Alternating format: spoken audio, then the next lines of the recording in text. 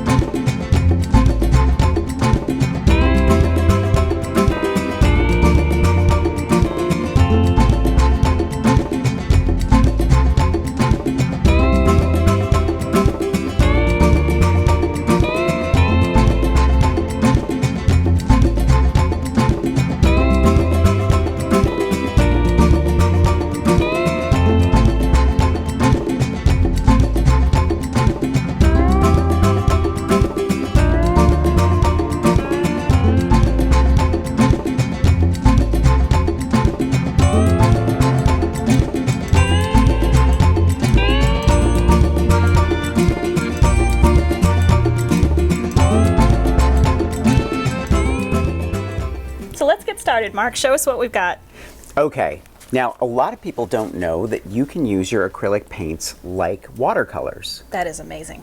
So, you know, if you don't have a color that you like but you have it in acrylic paints, Yeah. it's really easy to do. And I love the DecoArt Americana acrylics because they have such rich pigment. Great opaque color, usually, but you're using it in a whole new way. I'm using them completely differently.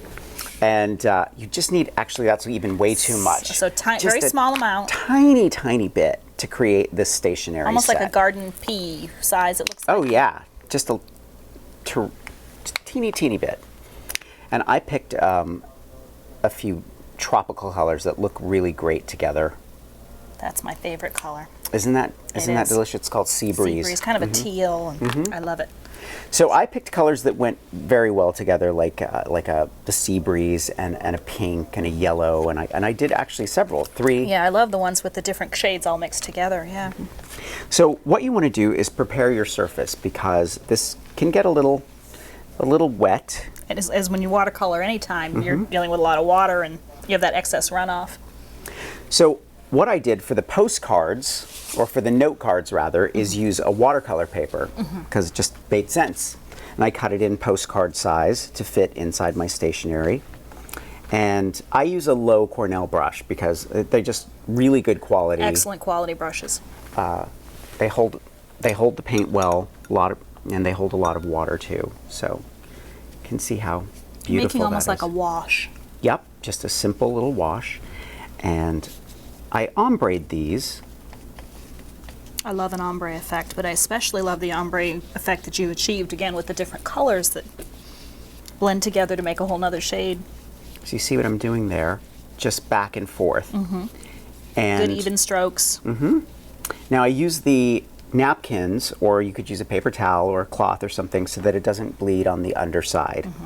And then That's a I great just tip. want to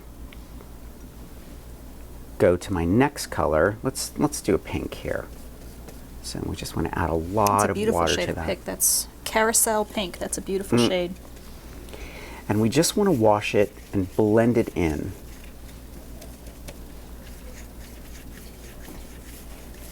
And then right when you get to the center where the colors meet, okay, you want to add a lot of water. So that's how you're getting them to blend together. Okay. Without having that hard line of change. Exactly. Now this is watercolor, so it's paper, so it's bending a little bit, going but that's fine. It'll flatten out as soon as it dries. So you could put something on them after they were dried. Just like that. Beautiful. Now you could do 2 or 3 colors, it's up to you. Beautiful. But I love the washed look It's a of these great rich way colors. to extend the options with your acrylic paints. It's a great idea. Now, you can do the same thing with just a plain envelope. You could get a box of envelopes for $1. Yeah, which dollar stores are fabulous places for things like that. Right? Really. And just do the same thing. So it does work even if you're not working on watercolor paper. You can do the Just same technique. Regular paper. Now, it's going to get a little wobbly because it's just thin paper, but it'll dry flat and it's still going to look amazing. Yeah, like this one here is Isn't dry that and it's still a good beautiful? flat usable envelope. Yeah. Put it underneath a book or a magazine for a little to flatten while it once out. you're done, and you're fine.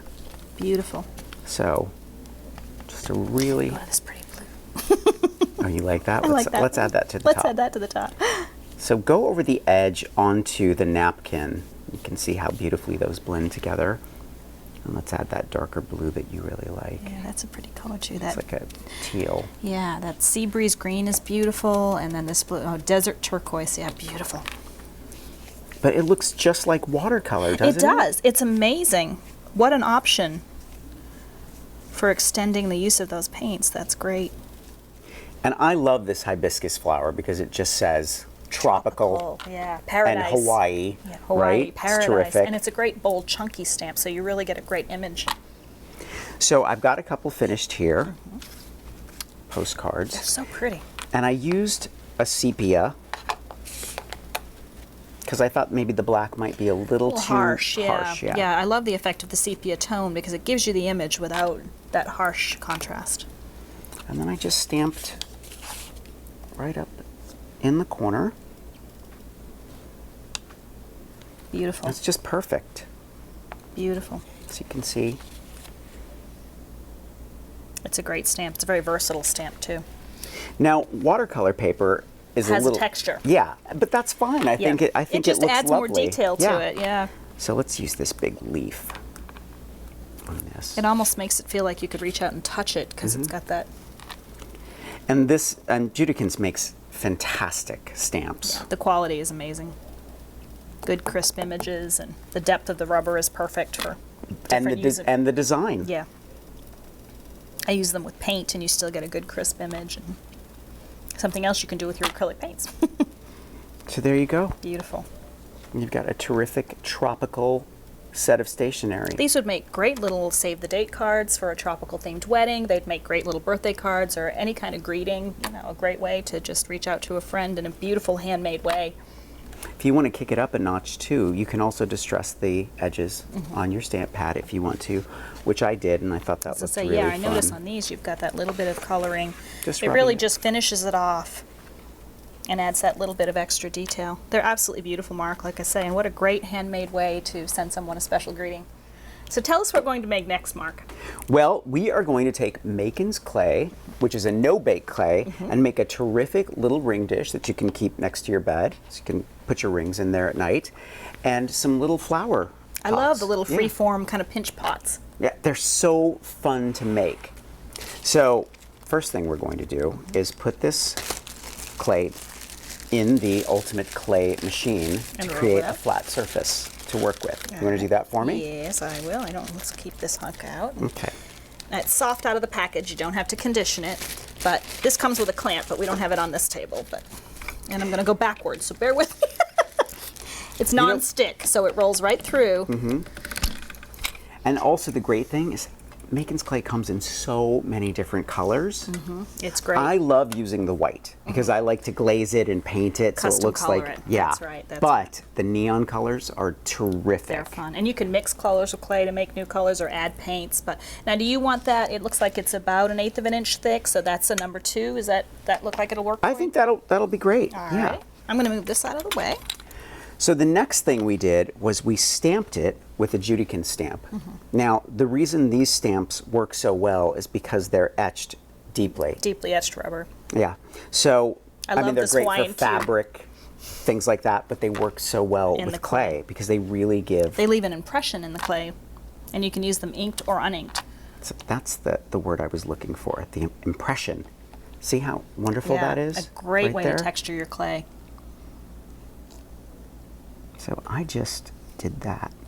I love that hibiscus on this tropical cube. And the terrific thing is that it's going to catch all this detail when we glaze it.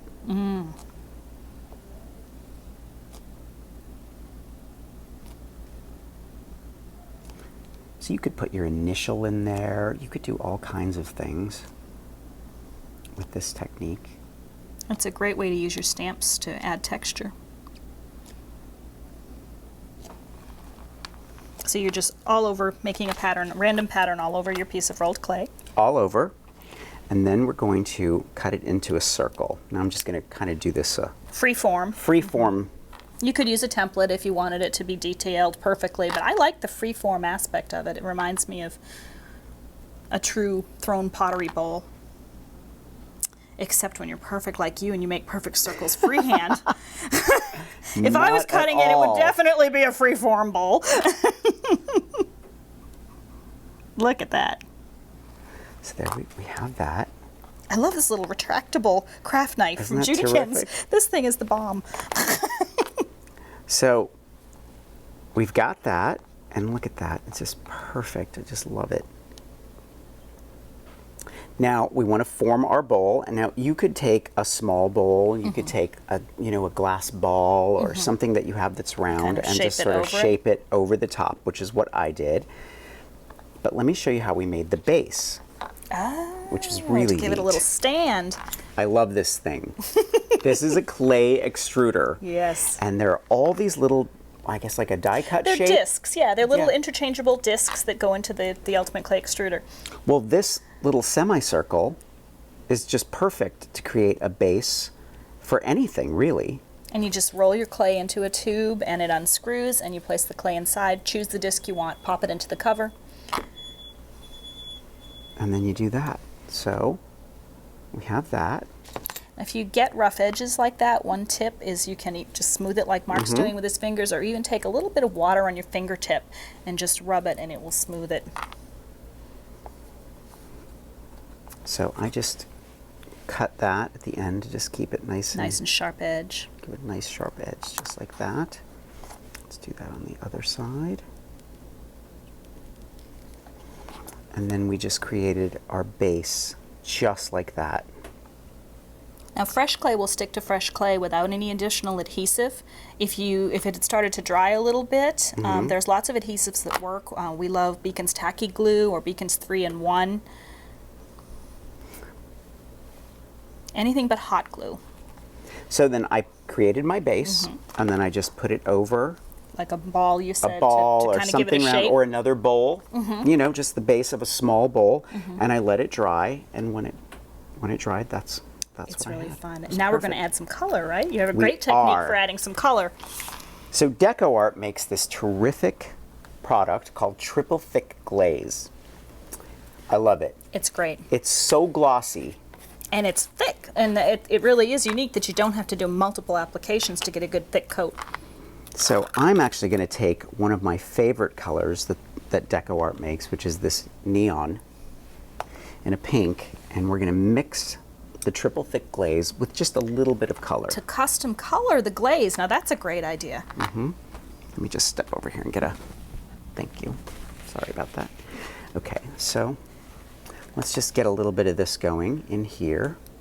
See how thick? Yeah, it really It's terrific. is. This makes everything look amazing. And then we're It's just great gonna- for filling in areas, and it just kind of self-levels. So I see you're being very technical in your measurements. I am. Just a little, because we just want it to be a glaze. Yeah. Isn't that lovely? What a great vibrant color. Now, you can always add more paint if you want to. It just depends. I just want like a light color.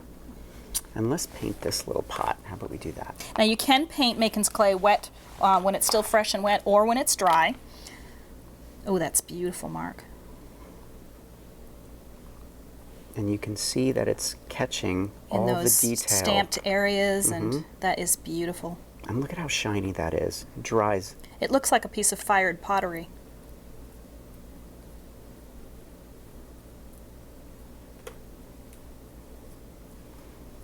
Now the great thing is if you want a little bit more color, you can wait a few minutes and give it a second coat, and it'll just darken it up another shade.